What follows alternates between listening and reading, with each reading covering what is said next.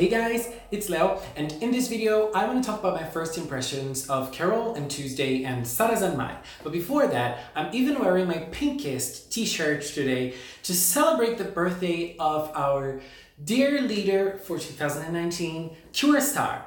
Hoshina Hikaru is she 13 or is she 14? I don't know, but all I know is that her birthday is on April 12th.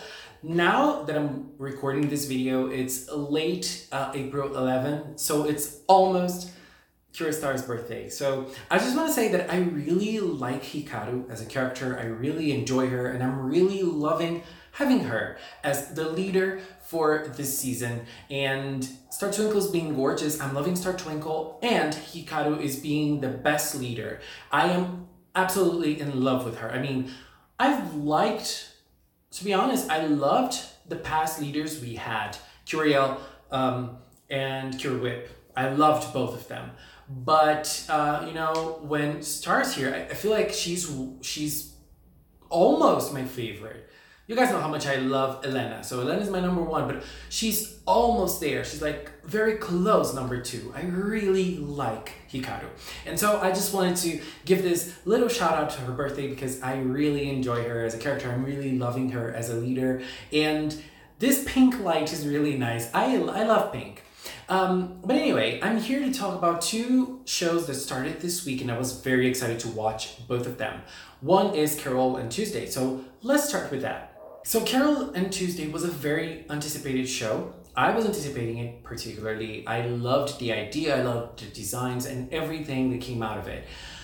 So when it started, my expectations were very high. And after watching the first episode, I must say that now, I think that my expectations have been met. And now for the whole series, I think that it's even higher than it was at the start. I really loved this first episode. It was a great way to start the series. And okay, let me give my opinions. First of all, I just want to say that I loved how it started. Showing off Tuesday. It started with Tuesday, and I really liked how she ran away from her house, and at the same time that it was showing us how Tuesday is and how her personality is and how she deals with things in her life, like in a very simple way. It was also showing us a little bit of the world they live in. We know they live in Mars, and it's a very different society than we have right now. But at the same time, it seems that lots of things are still the same. You know, costumes and mannerisms, they seem to be very resemblant of the world that we still live in. So yeah, technology changed a lot, but it seems that not so much. So we were able to see lots of things about Tuesday and at the same time lots of things about the technology in her scene. One of the other thing I really loved was her inspiration. She's 17, as she says, if I'm not mistaking it. She's 17, and she used Cyndi Lauper as her inspiration. I really liked it because this episode is called True Colors. It's one of the most beautiful Cyndi Lauper songs. I love it. And you know, Cyndi Lauper was one of the divas from my childhood. I really liked her, and Girls Just Wanna Have Fun. I loved that song. I really like True Colors, and What's Going On, her version is really good. I mean, Cyndi Lauper's a great artist. And so I felt that when she was writing about Cyndi Lauper and using her as inspiration, it was really nice because, you know, they used a real artist to give inspiration to the characters of the show. That's a very nice thing. I almost believed that they would sing True Colors, but maybe that would be like very, they would have to pay a lot for them to use that song in the actual show, so I understand them not using it. But okay, so she ran away from home and she went to one of the biggest cities. It seems that it's like a very big city, metropolis in Mars. I forgot the name of the city, but anyway. And then we went on to Carole, and when we met her, at the same time, we were able to see a little bit more of the city itself. And we were able to see how Carole is and how different they are. They come from completely different worlds. They live in completely different places. They come from completely different places. They're total opposites when it comes to that. There was one thing that joined them together, and that was music. One of the things I found really interesting was that Carole was narrating some things to us when we were seeing her for the first time. And she said that for you to live in the city like that, you must always be walking, you must always be active, you must always pay attention to your surroundings. And that's exactly not what Tuesday was doing. But then both of them were able to meet in a very beautiful scene, and it was kind of heartwarming while it was also a little bit funny. And I really liked the moment they connected. And another thing that really called my attention was the fact that a policeman ran after them because of the music they were making. I think that the biggest reason was that they were probably slacking off. Like, for the people of that city, being out there just doing music is not something you should do. You should be working. That's probably how they see it. I'm not sure, but I think that that's how they see it, and that's why they ran after both of them. Both of them ran away and they hid in Carole's home. Well, okay, when they got there, they were able to connect through music. That was the first connection they made, but then they were able to connect even more. Tuesday has a notebook full of songs that she wrote, and then Carole has more of like a life experience in being able to experience music in front of people, you know, and then she started playing her keyboard and they started vocalizing. That was very beautiful. I loved that scene. They were able to connect really strongly in that moment. And then they decided that that's what they want to do with their lives. And we also have a narrator. I think it's clear that the narrator is that guy that was drunk.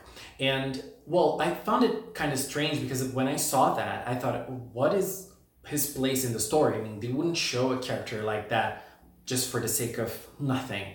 And his place in the story is probably going to intertwine into Carole's and Tuesday's story in music. I don't know. But we know that they're going to be very famous in the future. That's a foreshadowing. But this series is long. It's going to be 24 episodes, 26 episodes, I'm not sure. So yeah, it's going to be a long season, like 2 anime seasons, like 6-month series. So we're going to be with Carole and Tuesday for a long time. I really liked that scene in which they took a photo for their Instagram. It was nice, it was beautiful. But there was one thing that bugged me. Tuesday ran away from home, and she comes from a very wealthy family. And when you live in a technological place like that, it must be really easy for you to track down someone. Like, there was a question concerning that when her mother asked, what about her GPS? And her brother said it's turned off. But I mean, there must be so many other ways for you to find someone. That was a little strange and a little out of place. At the same time, I felt that like Tuesday's connection with Carole, it happened so fast because of their love to music, but then she just simply went to Carole's house and there was no real, they didn't dive deep into that. Like, is she going to live with Carole or not? And I know we're only into first episode, but I felt like that was a question that should arise very soon because Tuesday at least is with no place to live. So at least a direct or indirect talk about that would be nice. And then we were also introduced to another character called Angela. Angela is already an artist, but it seems that she does things like commercials and photo shoots. She doesn't really want that. It seems that she also wants to sing. But it seems that she also has a very hard personality to work with. I'm pretty sure Angela's going to be very hard with Carole and Tuesday in the future. Maybe because she's already part of the whole show business thing. And it seems they don't really like singers. They don't want people to be singers. So that's what Angela wants to be. That's what Carole and Tuesday, they both want to be that as well. But I don't know.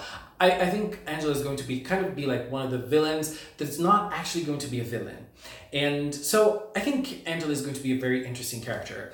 Another thing that I didn't really like was Angela's manager or I don't know. She calls her mama and she's a very big woman. It seems like her stereotype is from a queer person. And I think that, I don't know, but I felt like she's probably going to be shown as a villain or as someone who is kind of disgusting. You know what I mean? She's very fat, she has a very deep voice, and I don't know. I'm afraid they're not going to go the right path with that character. And I don't know, I hope I'm wrong. I hope they played her very nicely with very nice personality and everything, very caring and nice personality. It doesn't seem that way, but I'm going to wait until I criticize. Anyways, I'm going to keep it a little short, and so I'm going to jump to Sarazanmai now. What can we say about Sarazanmai? It's really hard to talk about it, but I'm going to try to give my impressions because, you know, there were so many things happening, and it's Ikuhara. What do you expect? I'm a fan of Ikuhara's works, and I think that Sarazanmai is going into that surreal territory that I love. First thing I noticed is that there are lots of circles in Sarazanmai. Another thing is that the scenes are very short. And another thing is, okay, so it's really hard to talk about the plot of Sarazanmai and to understand what really happened there, but I really liked the confusion between reality and dreams. Are you dreaming? Is this reality? Is this a dream? We as the viewers, we didn't really know because the scenes, oh my god, the rhythm of the show is really frenetic. Cuts and cuts and cuts and cuts all the time, and then lots of symbols, not people not appearing. I mean, there aren't people around, they're just symbols that represent people. And then there are some people, and then there aren't. It's kind of hard to understand.